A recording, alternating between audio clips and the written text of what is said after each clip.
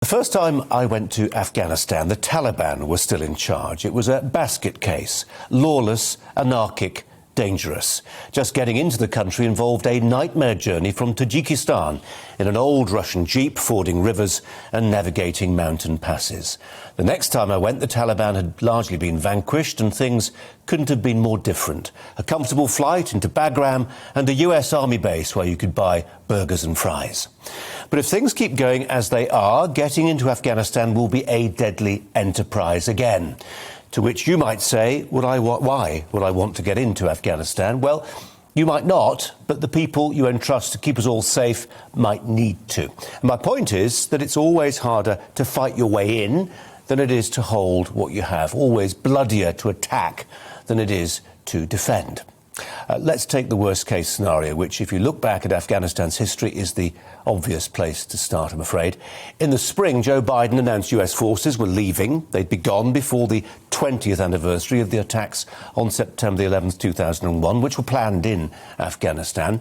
Reluctantly, Britain fell into line and has pulled out all but a handful of special forces and embassy guards. Large swathes of Helmand province, where more than 400 British servicemen died, are now being reoccupied by a resurgent Taliban. Last month on GBNews, the former head of the British Army, Lord Dannatt, told me the Taliban had finally won their war of strategic patience. How does any of this affect your life? Well, in two ways. First, 20 years of Western involvement has given millions of Afghans a taste for freedom. If and when the Taliban take over, banning music, dancing, football, kite flying and education for girls, many Afghans will head west, fearing for their lives and futures. Already there are reports of hundreds of Afghans in Turkey. A repeat of the migrant exodus seen in Syria in 2015 is not impossible. There are probably at least 100,000 Afghans living in Britain, and the communities they form would be a natural magnet for newcomers. The second way events 4,000 miles away wash up on your doorstep is for the same reason it mattered the first time around. Afghanistan will become a playground for people who want to kill you. I know there are those who say Islamic State and Al-Qaeda have lots of other places in the world where they can ponder on your annihilation, Africa most obviously, but Afghanistan has a special place in their twisted hearts. If they can turn it into a failed state again, or better still for them, an Islamic State, they will send out a message to the world that the West is fading and they are rising. All this may, on the balance of probabilities, will happen. Biden has made a catastrophic blunder, but are we so powerless that we have to withdraw to and watch Afghanistan burn, and the sacrifices of 454 British personnel count for naught? In his most famous wartime speech, Winston Churchill promised that Britain would fight on, if necessary, alone. And there are voices which are beginning to advance the same argument, most notably two former defence ministers, Johnny Mercer and Tobias Ellwood.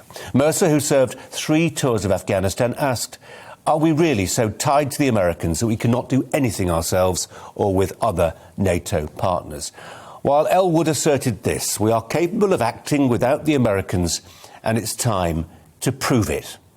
Well, the naysayers will claim this is so much warmongering, not just jingoistic, but potentially expensive. Our exploits in Afghanistan cost not just lives, but £22 billion. But 2 years of our international development budget would cover that cost with change left to spare. In weeks, Afghanistan may well be the world's most pressing humanitarian crisis. So lift your sights, Boris Johnson. If necessary, use our foreign aid budget. Either way, use our expertise. Most of all, use our aircraft and ground forces. Revivify Britain's martial self-confidence. Persuade other NATO partners to come back in. Deny the Taliban a victory for nihilism. Save millions of girls from a future of illiteracy and medievalism. And save Europe from a new influx of refugees. That's tonight's Viewpoint.